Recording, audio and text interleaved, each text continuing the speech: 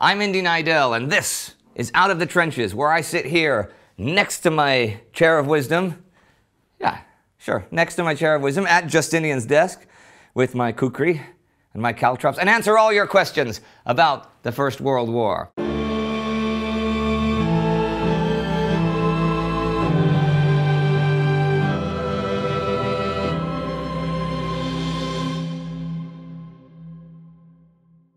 Cohen van Haster writes, do you think that the Russians' early concept of paratroopers would have had any effect on the war had the Russian Empire not collapsed? Military theorists from the Soviet Union developed ideas about like airborne assaults already in the late 20s. But even those ideas focused on landing troops behind the enemy's lines. Parachuting units was still far away at this point and would not come into play until the late 30s, so no, it would not have made an impact this early.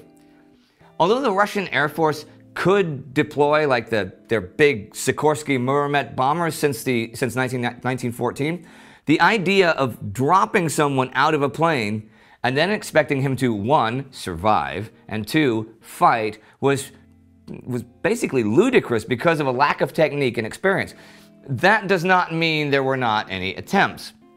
Apparently, the first paratrooper in military history goes by the name Alessandro Tandura, an Italian Arditi who, in August 1918, made the first successful parachute jump behind enemy lines. It was August 8th, and he jumped from a Savoia Pompilio bomber, flown by Canadian ace William Barker, and successfully landed behind Austro-Hungarian lines. This was really bold for the time since he could not train and practice his jump beforehand, right? Parachutes were scarce. For a long time, Italy didn't even have any for their pilots, and those parachutes that they got from the British could not be reused. And there were no directives or parachute doctrine or anything like that. So Barker just basically estimated his drop zone and the correct height, ignored the pouring rain, and just dropped the RDD through the bomb shaft. Scared to death and with a heart pounding louder than Austrian mortar fire, thank you, Tandura safely landed in a vineyard. Now this was parachuting in mid-1918.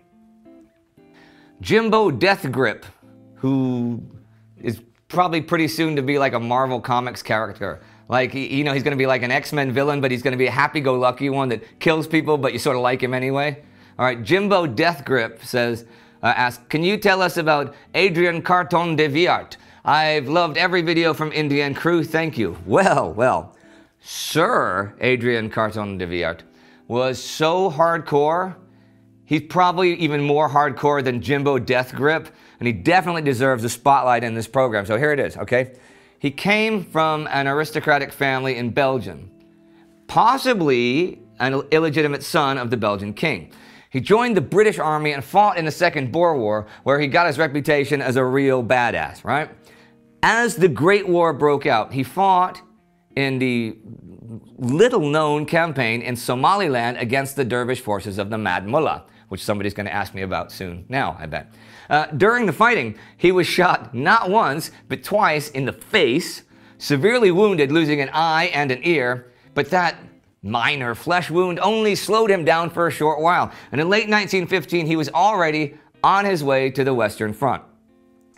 After leading another attack against German machine guns at Ypres, he got his hand half blown off, and the doctor refused to amputate his hand, so de Wiart simply began tearing out his fingers himself to avoid infection.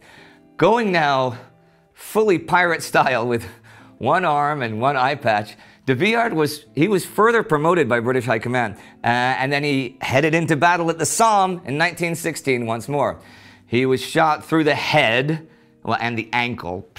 But German bullets were simply not strong enough to stop this man. Not at Passchendaele, where he was shot through the hip. Not at Arras, where he nearly lost his leg. Nor at Cambrai, where his second ear was mostly torn off.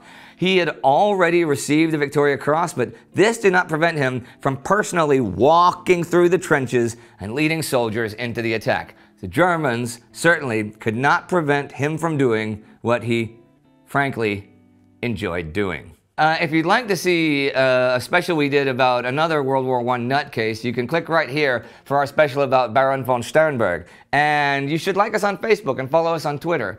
And drop us a line sometime. Ask us how we're doing. See you soon.